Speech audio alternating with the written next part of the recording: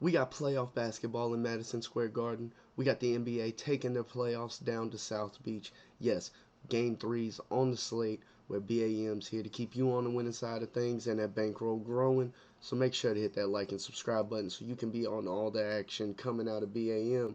Now in our first matchup, we're going to be diving into the Bucks taking on the Heat, where we see the Bucks coming in at a 4-point favorite, even though the Heat will be enjoying the friendly confines of playing in Miami. Now, the Heat missed out on a prime opportunity to steal a victory away from the Bucks in Game 2, where we saw Giannis sitting due to a back contusion suffered early on in Game 1. Now, we did not see the same performance out of the Heat in Game 2 that we saw in Game 1 in Giannis's absence.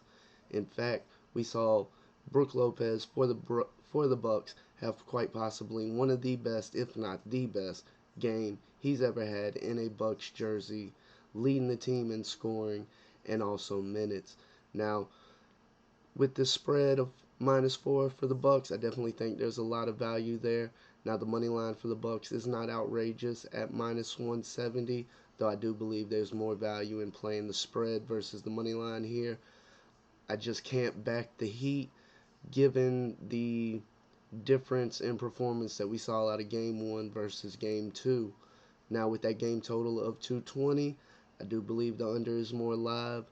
I think you have to ask yourself, if you're looking at the over in this matchup, how well will the Heat perform offensively? Because there's a possibility the Bucks win this game by double digits, and that over still doesn't come in, depending on what sort of offensive production you get out of the Heat in this game. Now, as we move into the next matchup, yes, the playoffs will be back in MSG. Now we see the Cavaliers taking on the Knicks. The Knicks come in as a slim favorite on the spread. Now I do believe the Cavaliers are the better team in this matchup.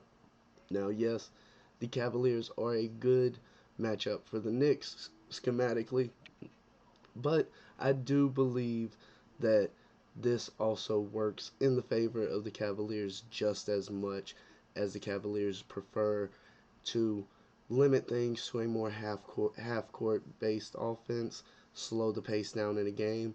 That's a big reason why we see this game total at 211.5, one of the lower numbers you'll see throughout the playoffs. And it's definitely difficult not to want to lean towards an under given some of the scores we've seen out of these two teams, not just in the playoffs, but throughout the regular season and their preference of game style. However, at 211.5, I'm probably going to have to stay off the game total completely in this game.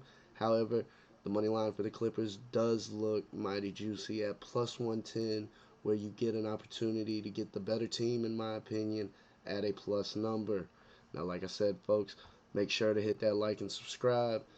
And most importantly of all, everybody out there, take care. D Weezy out. Twinkle, twinkle, baby.